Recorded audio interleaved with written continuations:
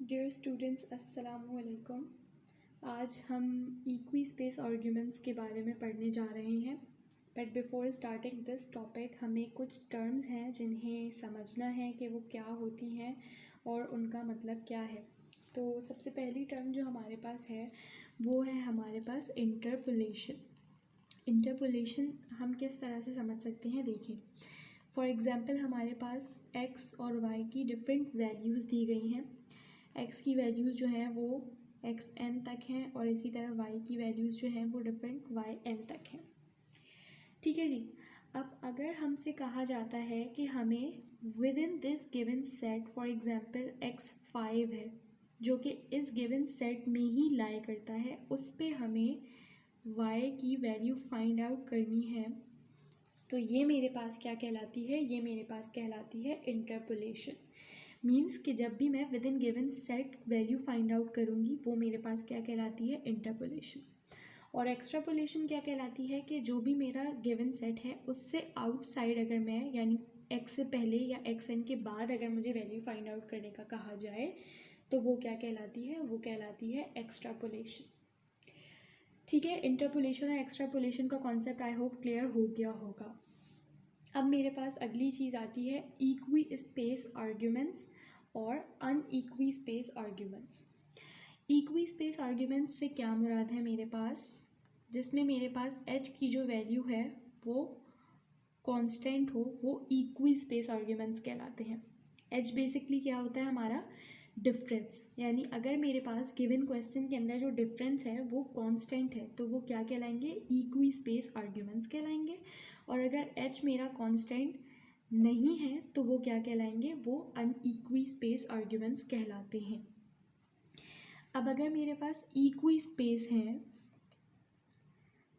तो उसको सॉल्व करने के लिए मेरे पास दो मेथड हैं। एक होता है न्यूटन्स फॉरवर्ड इंटरपोलेशन फॉर्मूला और एक होता है न्यूटन्स बैकवर्ड इंटरपोलेशन। तो सबसे पहले हम जो करने जा रहे हैं वो फॉरवर्ड होगा, उसके बाद हम बैकवर्ड और आगे अनइक्वी स्पेस को भी डिस्कस करेंगे। अगला सवाल ये आता है कि हमें कैसे पता चलेगा क्वेश्चन को देख के कि हमें फॉरवर्ड लगाना है या फिर बैकवर्ड लगाना है। तो हम क्वेश्चंस की तरफ मूव करते हैं और उसी में मैं आपको एक्सप्लेन करूँगी कि किस तरह हमें पता चलता है कि हमें फॉरवर्ड लगाना होगा या बैकवर्ड। देखिए स्टूडेंट्स, यहाँ पे हमने क्वेश्चन अपना लिख लिया है। सबसे पहले ये मैं आपको बता दूँ कि क्योंकि ये पहला क्वेश्चन है तो मैंने थोड़ा सा इसको सिंपल लिया है क्वेश्चन को, ताकि आपको अच्छे से मैंने कोशिश की है कि मैं समझा सकूँ सिंपल क्वेश्चन लेके। तो यहाँ पे हमारे पास x और y ऑफ x है। ठीक है, ये क्वेश्चन थोड़ा सा इनकम्प्लीट है, यहाँ पे आना चाहिए interpolate y of x at x equals to 1.5। देखिए क्वेश्चन हमें गिवन है, हमें ये नहीं पता कि हमें फॉरवर्ड यूज़ करना है या बैकवर्ड यूज़ करना है। तो अभी आप इस चीज़ को फोकस मत करिएगा, ये जो नीचे टेबल बनाया है आप अभी सिर्फ यहीं तक रहें। ठीक है, देखिए x की गिवन वैल्यू देखें, x की गिवन वैल्यू आपके पास यहाँ पे 1.5 है जो कि कहाँ लाई करेगी, विद इन दिस रेंज 1 और 2 के दरमियान।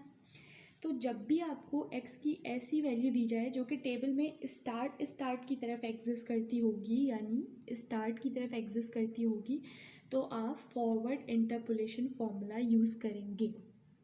लेकिन फॉर एग्जांपल अगर मुझे यहाँ पे 7.8 दिया होता तो वो यहाँ कहीं लाई कर रहा होता, फिर मैं बैकवर्ड इंटरपोलेशन फॉर्मूला यूज़ करती।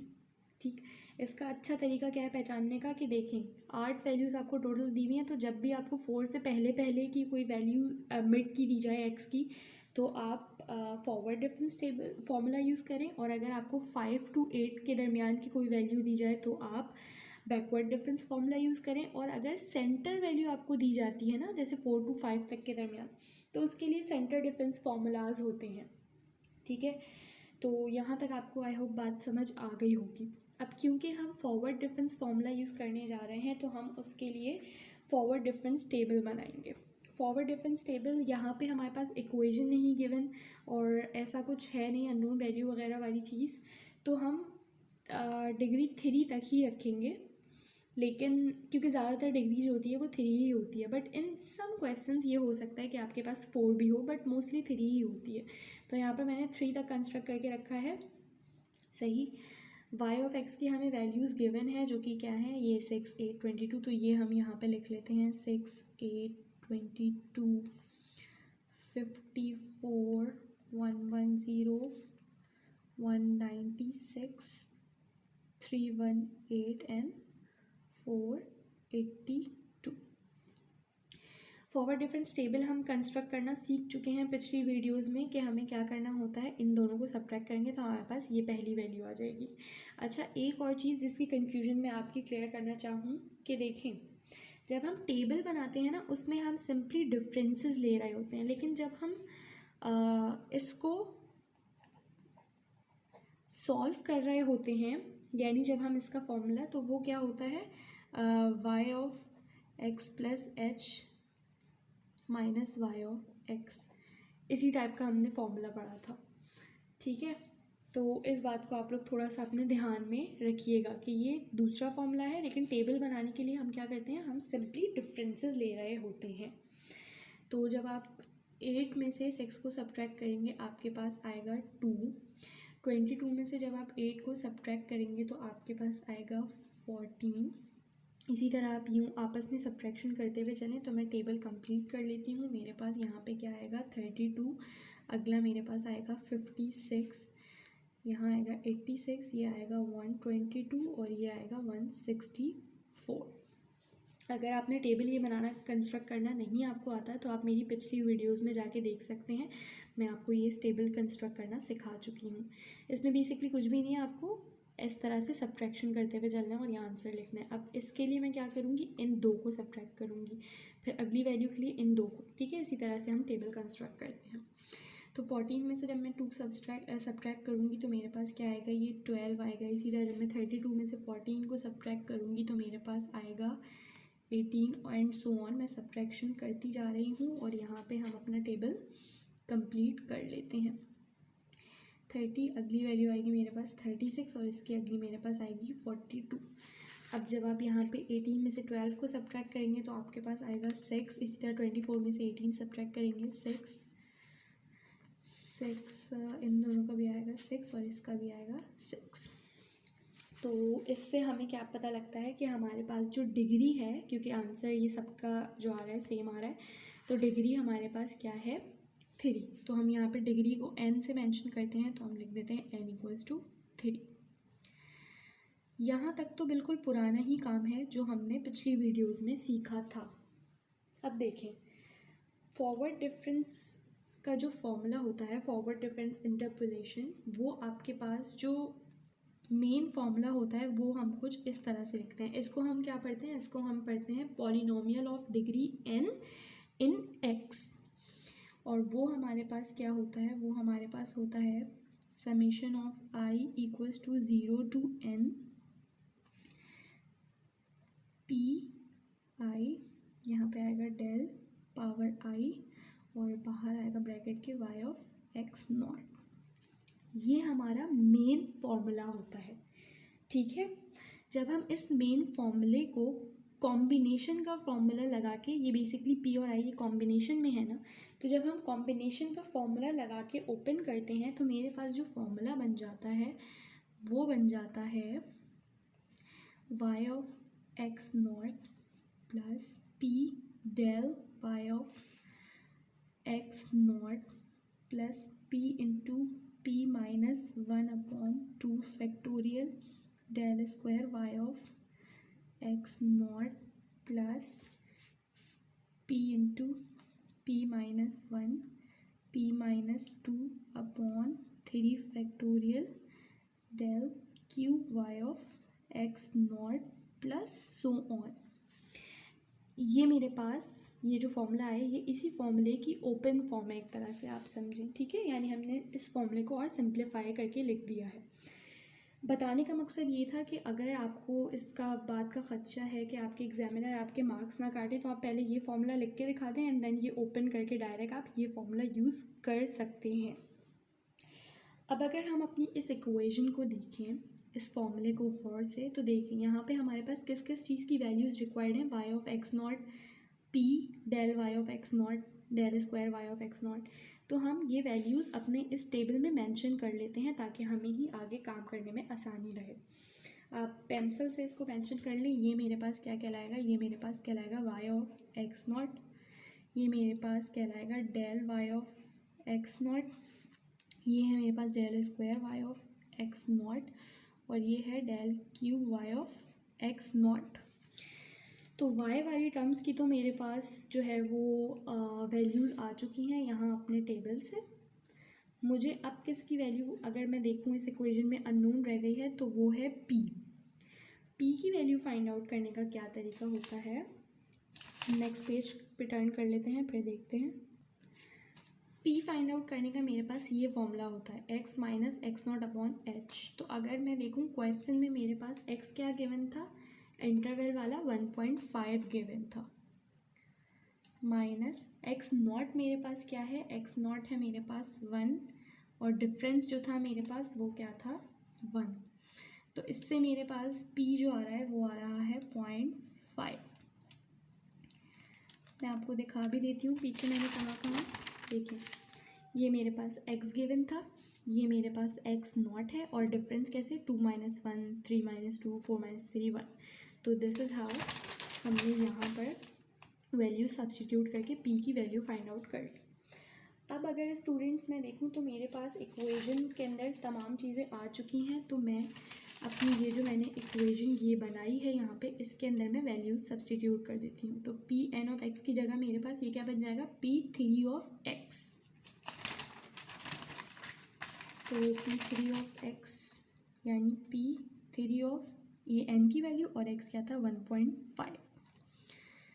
मेरे पास क्या था y ऑफ एक्स नॉट, ठीक है। तो y ऑफ एक्स नॉट मेरे पास क्या है 6 प्लस अगली टर्म क्या थी मेरे पास, अगली टर्म थी मेरे पास p into del Y of x not. तो p मेरे पास क्या है, p है मेरे पास 0.5 into del Y of x not. अगर हम अपने टेबल में देखें तो वो हमारे पास आ रहा था 2, प्लस अगली हमारे पास क्या थी p इंटू यानी 0.5 इंटू p माइनस 1 यानी 0.5 माइनस 1 अपॉन 2 फैक्टोरियल, और यहाँ पे हमारे पास क्या था del square Y of x not जो कि था 12, प्लस अगला हमारे पास क्या टर्म थी p into p minus 1 p minus 2 upon 3 factorial into del cube Y of x not जो कि था 6। ये वाली वैल्यूज़ मैं कहाँ से लेके आई हूँ, ये रही टेबल से, ठीक है। ये हमने क्या किया, तमाम वैल्यूज़ को इस इक्वेशन के अंदर सिंपली सब्स्टिट्यूट कर दिया। अब जब हम सब्स्टिट्यूट करने के बाद यहाँ पर स्टूडेंट्स एक बात का आप ध्यान रखिएगा, इस टाइप के क्वेश्चंस में आप कभी भी ये मत करिएगा कि 6 की वैल्यू इस तरह लिख दी, इन दोनों को मल्टीप्लाई करके एक आंसर, फिर इस पूरे को करके एक आंसर। इस इक्वेशन को सॉल्व करने के लिए ना आपको कैलकुलेटर को बहुत अच्छे से इस्तेमाल करना आना चाहिए। यानी फॉर एग्जांपल अगर मैं यहाँ पे अपना कैलकुलेटर रखूँ और मैं आपको करके दिखाऊँ, देखें फॉर एग्जांपल मैं यहाँ तक तो सिंपली कर लूँगी 6 प्लस 0.5 इंटू 2, इसको आप यहाँ यूँ करके आंसर ले आए। अगली जो वैल्यू है ना इसको आप किस तरह सॉल्व करें, आप इसी 7 के अंदर प्लस करेंगे तो ये किस तरह आपको देगा आंसर प्लस। अब आप एक बड़ा ब्रैकेट बनाएं, सबसे पहले उसको इस तरह से करें, स्मॉल ब्रैकेट्स के अंदर ये वैल्यू सब्स्टिट्यूट करें, यानी 0.5 इंटू 0.5, सॉरी मेरे कैलकुलेटर में कुछ प्रॉब्लम है, अपॉन 2 शिफ्ट दबा के फैक्टोरियल ये, और ये पूरा किससे मल्टीप्लाई हो रहा है 12 से। तो अब आप यहाँ पे यूँ करके लिख दें 12, तो ये देखें आपके पास आया 5.5। और अगला भी अब आप क्या करें, आप ये नहीं कि 5.5 को अलग से लिख के, नहीं आप इसमें ही लिखें डायरेक्ट प्लस, तो ये क्या करेगा आंसर प्लस। इसी तरह से अब आप ये वाला पूरा ब्रैकेट लिख देंगे। तो इस तरह से आप सॉल्व करते हुए चलिएगा। ऐसा मत करिएगा कि आप जो है वो अलग अलग सबको सॉल्व करके फिर उन सबके आंसर्स को एडिशनली सॉल्व करें, मतलब साथ कंबाइन करके ऐड करें। उससे आपके आंसर में एरर के जो चांसेस होंगे ना वो ज़्यादा बढ़ जाते हैं। तो इस तरह से जब आप करेंगे जो मेथड मैंने सिखाया, तो आपका जो एरर है वो कम से कम आएगा। तो यहाँ पे जब आप इसको सॉल्व करेंगे तो आपके पास P3 ऑफ 1.5 क्या आएगा, वो आपके पास आएगा 5.875। ये आपके पास आंसर आ चुका है। फॉर एग्ज़ाम्पल अगर मैं आपसे कहती कि मैंने आपको x की टर्म दी हुई नहीं है, जैसे हमने पहले यहाँ पर ये चीज़ नहीं लिखी हुई थी, फॉर एग्ज़ाम्पल ये ना लिखी हुई होती, मैं सिर्फ और सिर्फ आपको कहती कि मुझे पॉलिनॉमियल इक्वेशन बना के दिखावें, तो आपके पास फिर आप क्या करते, यहाँ पे जब x की वैल्यू आपको गिवन ही ना होती तो आपके पास p जो आता वो क्या आता, p आता x-1। तो आप क्या करेंगे, आप ये जो p की value in terms of x आई है वो उठा के यहाँ इस वाली इक्वेशन में सब्सटीट्यूट कर देंगे। तो आपके पास जो पॉलिनॉमियल इक्वेशन आएगी, सब्सटीट्यूट करके देन आप उसको प्रॉपरली सॉल्व करेंगे।